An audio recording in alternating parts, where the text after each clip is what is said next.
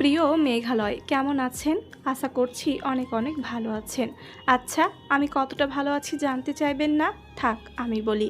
ঠিক যতটা ভালো থাকলে নতুন করে বাঁচতে ইচ্ছে করে, আমি ঠিক ততটুকু ভালো আছি। গতকাল আপনার একটা ছবি দেখলাম সোশ্যাল মিডিয়ায়। আপনার আপলোড করা ছবিটা দেখে আমি আপাতত থম মেরে বসে আছি। মোবাইলের স্ক্রিনের ওপর ভেসে থাকা ছবিটায় আপনি আমার চোখের সামনে নেই, কিন্তু আমার মনের আয়না থেকে আপনার প্রতিবিম্ব যেন সরতেই চাইছে না।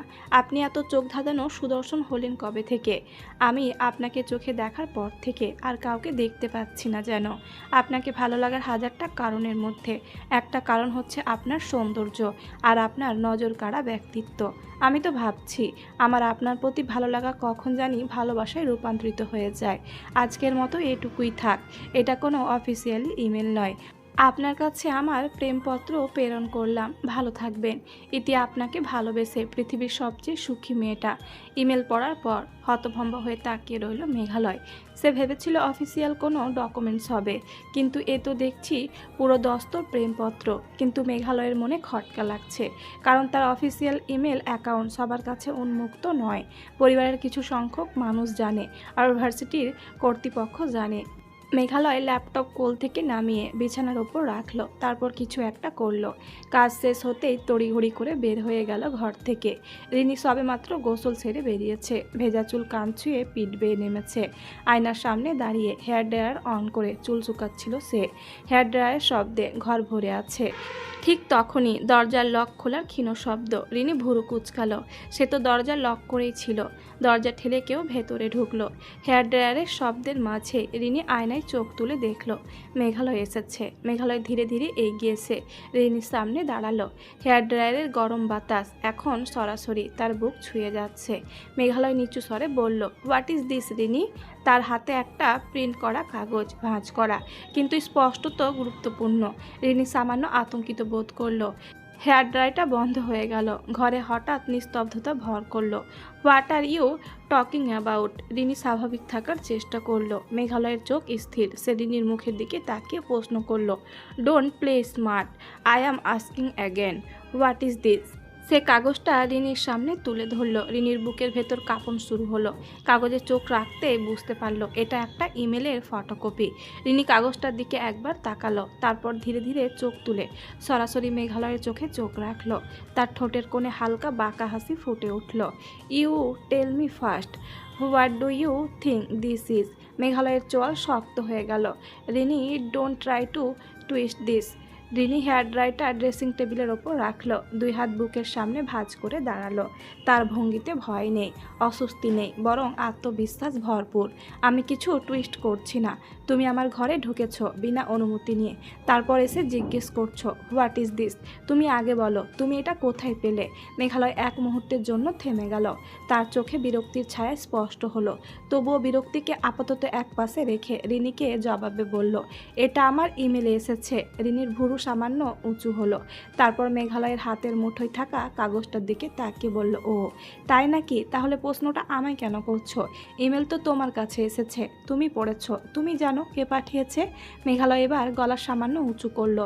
দাঁতে দাঁত চেপে বলল, তুমি জানো এই ইমেল কে পাঠিয়েছে? আমার ইমেল অ্যাড্রেস সম্পর্কে তুমি জানো। আমার পরিবারের মধ্যে হাতে গোনা কিছু লোকজনের মধ্যে তুমিও জানো।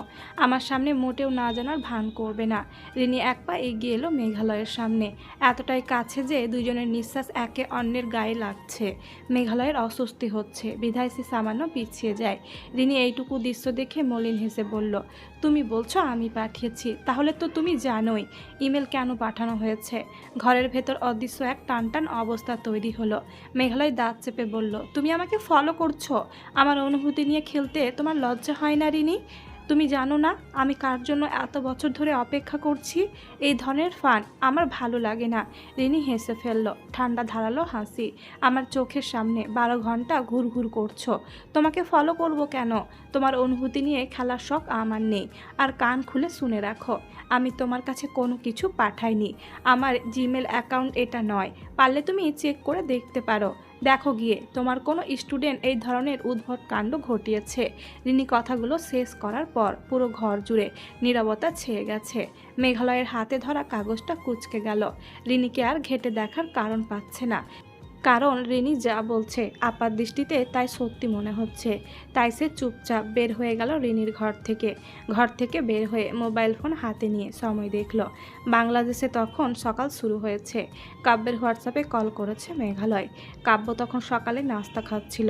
মেঘালয়ের কল এসেছে দেখে কাব্য কল রিসিভ করে মুচকি হেসে জিজ্ঞেস করলো, সাত সকালে তোর ফোন কল, কেমন আছিস? এই তো ভালো, তোমরা কেমন আছো? আমরা সবাই ভালো আছি। শোন মেঘালয়, বলো ভাইয়া। বাংলাদেশ থেকে আমার পরিচিত একজন স্টুডেন্ট তোর ইউনিভার্সিটিতে স্কলারশিপ পেয়েছে, বুঝলি? এখন আমার স্টুডেন্ট লন্ডনে প্রথম কয়েকদিন তেমন কিছুই চিনবে না বা বুঝবে না। তাই আমি চাচ্ছিলাম তুই যদি ওকে একটু হেল্প করার চেষ্টা করতি। আমার কি এত সময় আছে নাকি ভাই? তুমি কেন? মেঘালয় প্রায় বিরক্ত হয়ে কথার মাঝখানে চুপ করে গেল। কাব্য মুচকি হেসে বলল, আরে আমার স্টুডেন্ট সেই লেভেলের ব্রিলিয়ান্ট। লন্ডনে যাক না একবার, তুই ওর সঙ্গে দেখা হবার পর টের পাবি ও কেমন।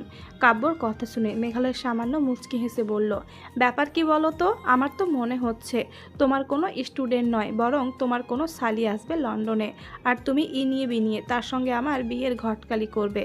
যদি এরকম কিছু ভেবে থাকো তাহলে তোমার আশায় সে গুড়ে বালি। মেঘালয়ের কথা শোনার পর মোবাইলের ওপান্তে থাকা কাব্য এবং ইতি মুখ চেপে হাসছে। পরোটা ছিঁড়ে এক টুকরোতে সবজি মাখিয়ে মুখে পুরে চিবাতে চিবাতে কাব্য বলল, আমার তোকে নিয়ে কোনো প্ল্যানিং নেই মেঘালয়। মানুষ নিজেই নিজের ভাগ্যকে গড়ে নিতে সক্ষম। তোর ভাগ্যকে তুই কেমন গুছিয়ে রাখবি সেটাও তোর হাতে কন্ট্রোল আছে। কিন্তু একটা কথা না বলে পারছি না, আমার সেই স্টুডেন্টকে দেখার পর তুই নিশ্চিত এয়ারপোর্টের সামনে চিৎপটাং হয়ে পড়ে থাকবি। I promise. তোমার আলো নামের ওই একজন স্টুডেন্টকে দেখে আমি সেই কবে চিৎপটাং হয়েছি ভাই।